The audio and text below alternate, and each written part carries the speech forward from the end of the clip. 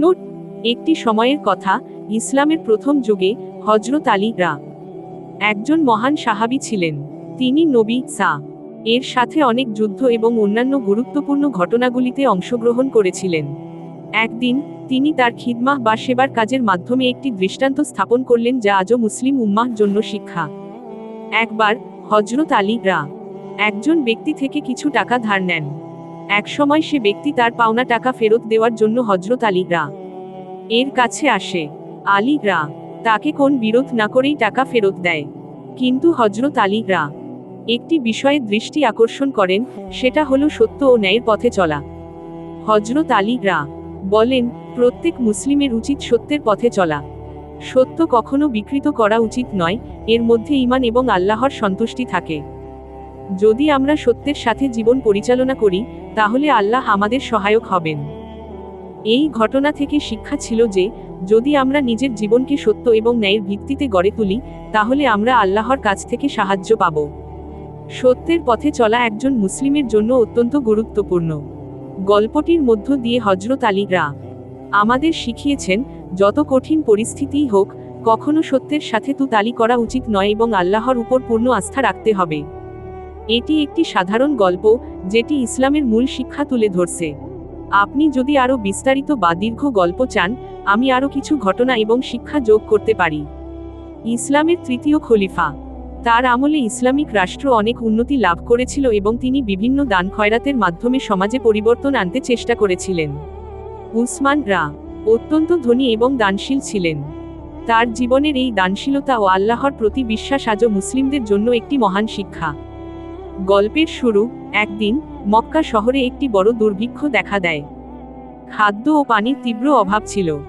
শহরের দরিদ্র মানুষরা খুব কষ্টে পড়েছিল।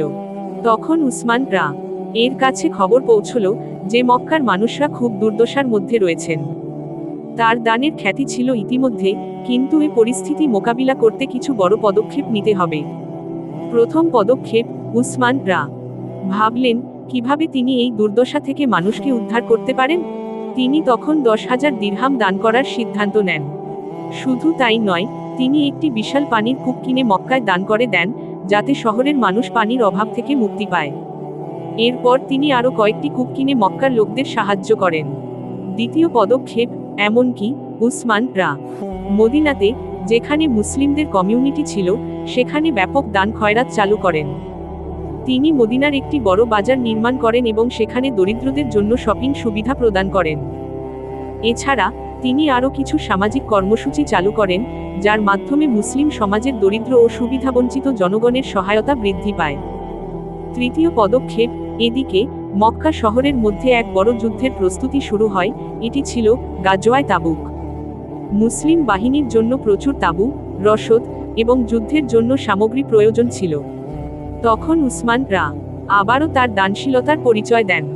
তিনি নিজে হাজার হাজার ঘোড়া এবং অস্ত্র দিয়ে পুরো মুসলিম বাহিনীকে সাহায্য করেন। সেই সময়ের অবস্থা বুঝে তিনি আরও কিছু অর্থ দান করেন, যার ফলে বাহিনীর যুদ্ধে যাওয়ার প্রস্তুতি সম্পন্ন হয়। প্রতিক্রিয়া: হযরত উসমান এর এই কাজগুলো শুধু তার দানশীলতা নয়, তার ঈমান ও বিশ্বাসের দৃষ্টান্তও ছিল। মুসলিমরা দেখল যে, একজন খলিফা, যিনি সর্বদা আল্লাহর পথে দানশীলতা প্রদর্শন করেন, তিনি কিভাবে জনগণের জন্য জীবন উৎসর্গ করেন। তার এই উদাহরণ মুসলিমদের হৃদয়ে গভীর প্রভাব ফেলে। গল্পের শিক্ষা: হযরত উসমান এর জীবন ছিল এক সাহসী ও দানশীলতার জীবন। তার জীবনে তিনি কখনোই চিন্তা করেননি যে তার এই দান বা ত্যাগের পরিণতি কি হবে, বরং তার লক্ষ্য ছিল আল্লাহর সন্তুষ্টি লাভ করা। তিনি সবকিছুতেই আল্লাহর রাস্তায় চলতে চেয়েছিলেন। তিনি আমাদের শিখিয়েছেন যে, মুসলিমের জীবনে দানশীলতা, সহানুভূতি এবং মানব কল্যাণের জন্য কাজ করা অত্যন্ত গুরুত্বপূর্ণ।